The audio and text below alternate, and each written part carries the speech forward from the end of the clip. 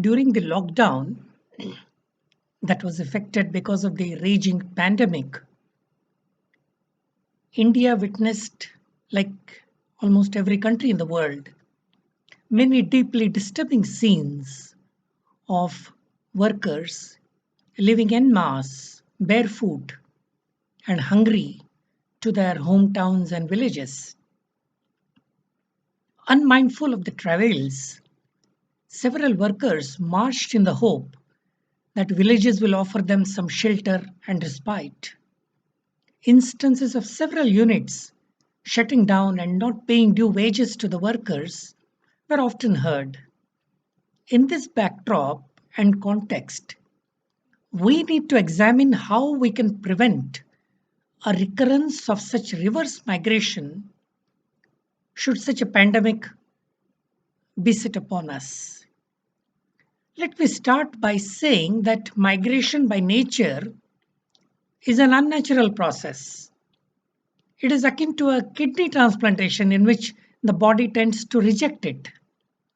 It is the economic deprivation and the loss of agriculture as a viable business that is forcing the rural youth to the metro cities in search of jobs. Metro cities are, as it is, heavily burdened with the presence of urban youth. The additional migration of rural youth only adds to the social tension and, in several instances, merciless exploitation of the rural youth, male and female. If you don't believe me, one should only visit the outskirts of Gurugram or Faridabad or Noida in North India to see the miserable existence being led by the workers. Exploitation by the landlords who alternate between land sharks and Mussalman, labor contractors who employ these workers in hundreds and thousands, local politicians, is an everyday occurrence. As if this is not enough, in the factories, another form of exploitation is the new normal or is the normal routine, forcing workers to work in double shifts while paying them for single shift, depriving them of their legitimate dues like the Provident Fund or gratuity, using the lure of double shift to female staff, not allowing them to visit washrooms, installing cameras in the washrooms, tweaking the payroll software that produces inflated wage bills to satisfy auditors. These are all very routine occurrences. Most of the workers who migrate leave their spouses behind and thus eke out an artificial lifestyle that develops into rage and frustration.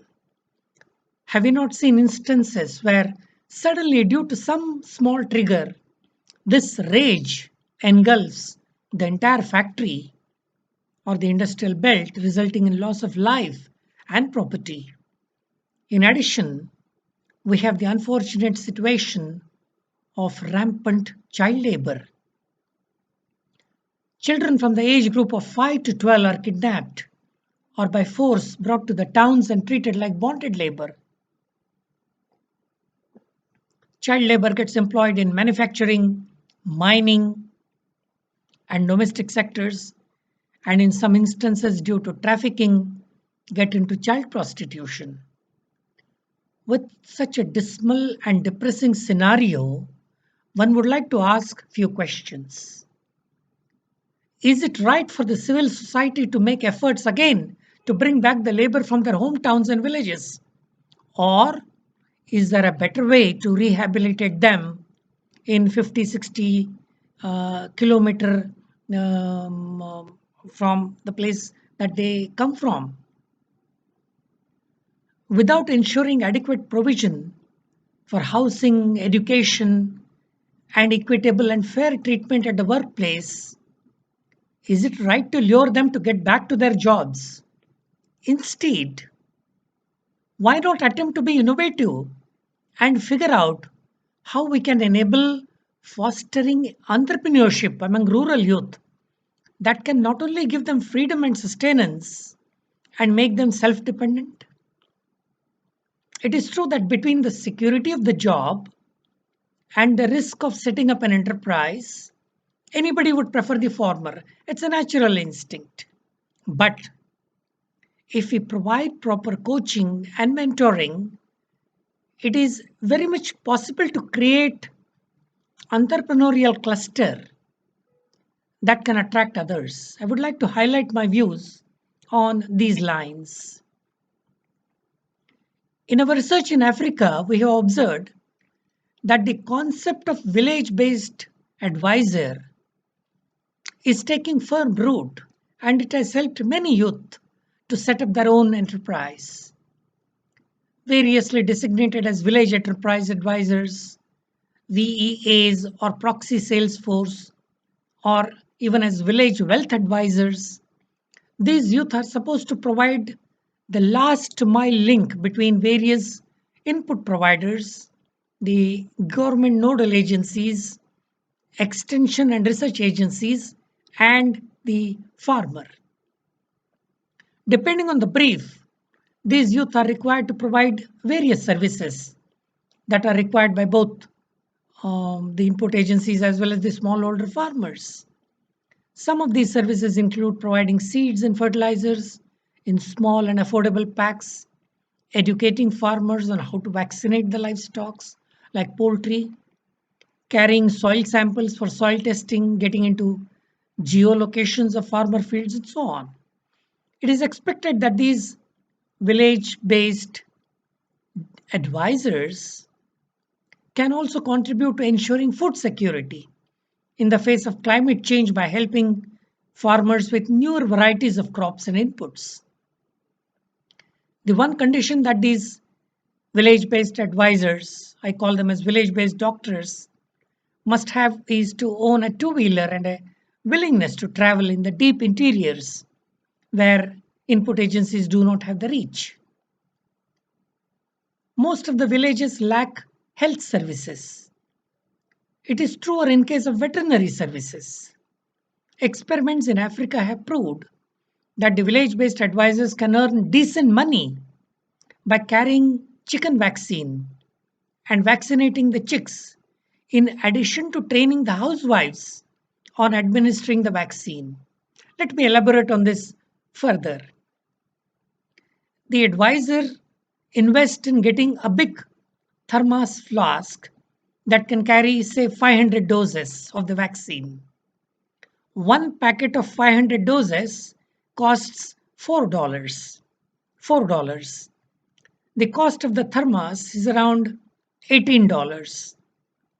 He or she charges 6 cents per dose, thus charging $30 for 500 doses. Thus, his profit on 500 doses of vaccination is $26. And if he uses 4 packets, then his profit is $104. This is in addition to his selling seeds, fertilizers, and other nutrients to the farmers. If he does all these activities, his earning potential in the village is $500 per month. This is a classic example how a village youth can set up his or her own shop and become an entrepreneur and make decent money. Another example is of using tractor in the village. The tractor has multiple uses. It is used not only for tillage, but is used as a means of transportation for people and livestock, for pulling heavy objects, or to provide a source of power. We have demonstrated that one tractor can generate 8 jobs in a village. 8 jobs in a village. It can open a service center that can employ mechanics. It can train the operators to drive the tractor. It can be used as a mobile training unit. Imagine a group of young boys and girls leasing out a tractor and deploy it in many farms in and out of their villages. They can also carry people from one village to the other for marriages or any other emergencies. The third example that comes to my mind is the role of a trainer. This trainer acts as a linchpin between the farmers and the input and extension agencies. He takes the soil sample and gets it in the lab for testing, brings the result the following day to the villagers. He or she provides weather updates, information on new seeds. He or she can teach how to keep the accounts in order, and all this for a small fee. He is a one man, one woman call center. Let me summarize my views by stressing that we must actively and consciously discourage the rural youth coming back to the cities. Innovative ways of mechanization and wealth creation opportunities in villages will not only hold them back, but also their mental health will be good as they live with their families and their familiar surroundings, and their expenses will be much less than what they earn. So, this is the direction that policymakers have to take in future, which will ensure not only food security but also the mental security, so to say. Thank you very much.